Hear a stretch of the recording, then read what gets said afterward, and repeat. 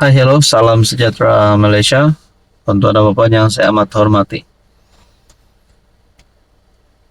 Dalam keadaan berlakunya bencana banjir di beberapa buah negeri di Semenanjung, kita dikejutkan dengan beberapa kelakuan pemimpin-pemimpin politik, di mana negeri yang mereka takbir itu mengalami bencana banjir.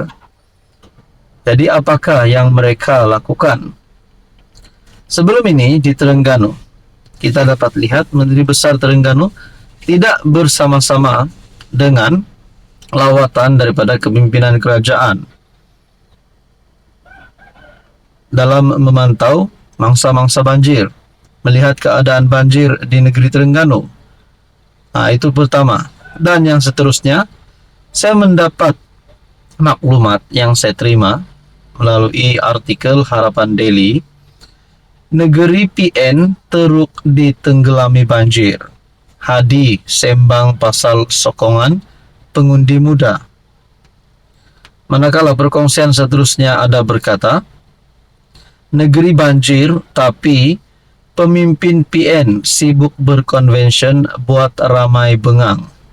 Dan yang seterusnya, siang malam konon turun bantu mangsa banjir.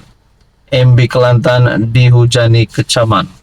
Nah, adakah dengan ini kepimpinan Perikatan Nasional, termasuk MB Kelantan, Hadi Awang sebagai timbalan pengerusi Perikatan Nasional, yang juga Presiden PAS, dan negeri-negeri banjir, tapi pemimpin PN pula sibuk melakukan benda lain, yaitu berkonvention, buat ramai bengang.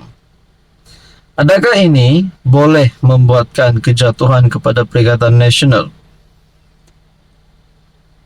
Di dalam perkongsian yang lain berkata, tak berlaku pun semasa kerajaan 33 bulan. Ini sebabnya MP Askar puji PMX. Ini berkaitan dengan pelarasan pencen kepada ATM yang berpencen sebelum Januari 2013 tidak berlaku pun semasa pentadbiran 33 bulan PN yang dipimpin oleh Muhyiddin.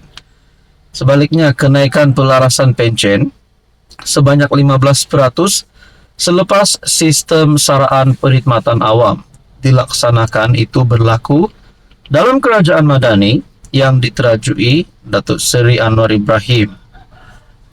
Nah, saudara-saudara yang saya hormati, ini adalah satu kemenangan baru untuk Anwar Ibrahim.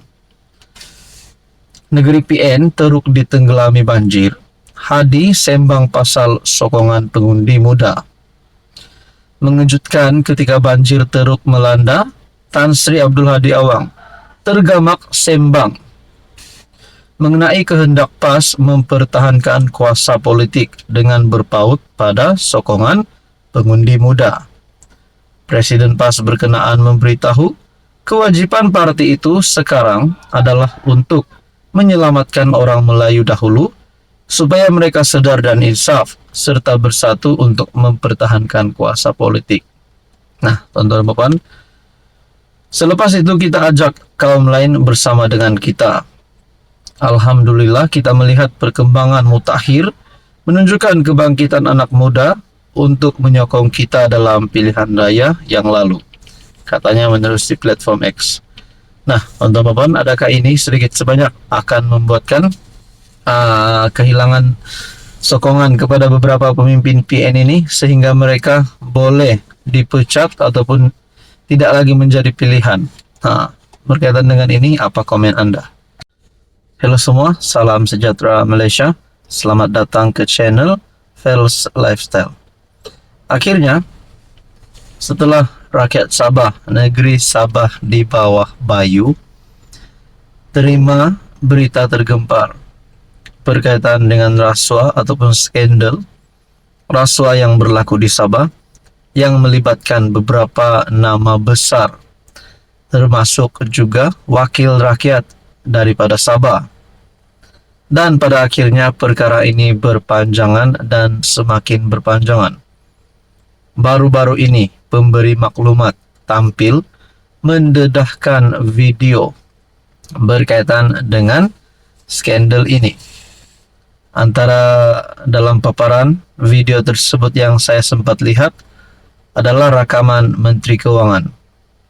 Berkaitan dengan ini juga, selain daripada Menteri Keuangan Sabah Masih Manjun, beberapa nama adun dan termasuk Ketua Menteri Sabah juga yang dilihat disebut di dalam skandal ini.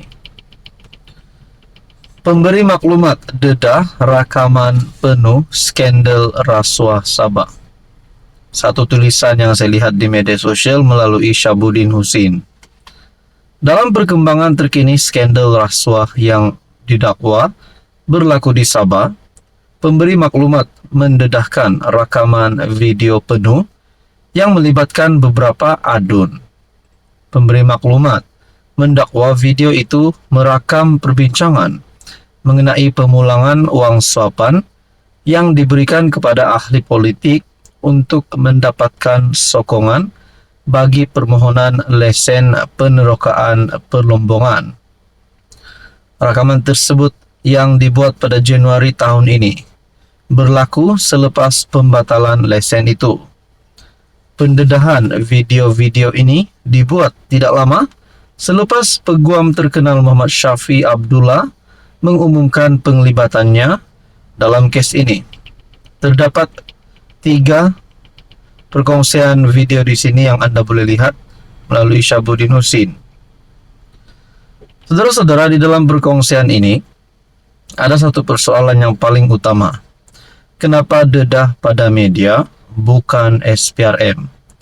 Syafi menekankan bahwa pihak berkuasa perlu memutuskan apa yang lebih penting dari segi kepentingan awam dan tanggung jawab mereka.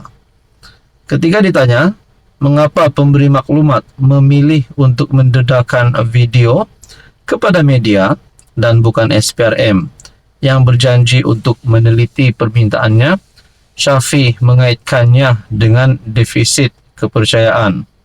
Kurangnya keyakinan awam terhadap institusi negara sudah didokumentasikan dengan baik. Malah PM Anwar telah lama mendakwa dirinya menjadi mangsa manipulasi juntera kerajaan.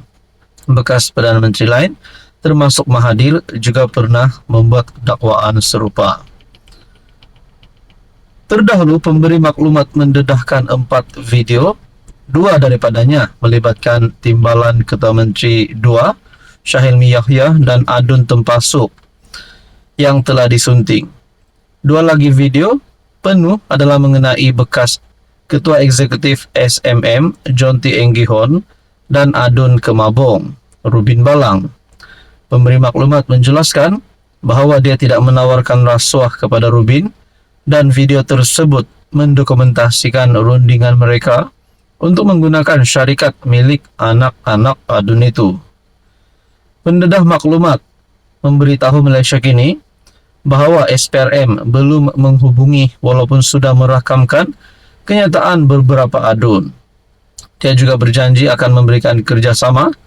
Menurut Ketua Menteri Sabah yang mendakwa video-video tersebut bertujuan untuk mencemarkan dan melemahkan kerajaannya. Dia juga berjanji memberikan kerjasama penuh kepada SPRM.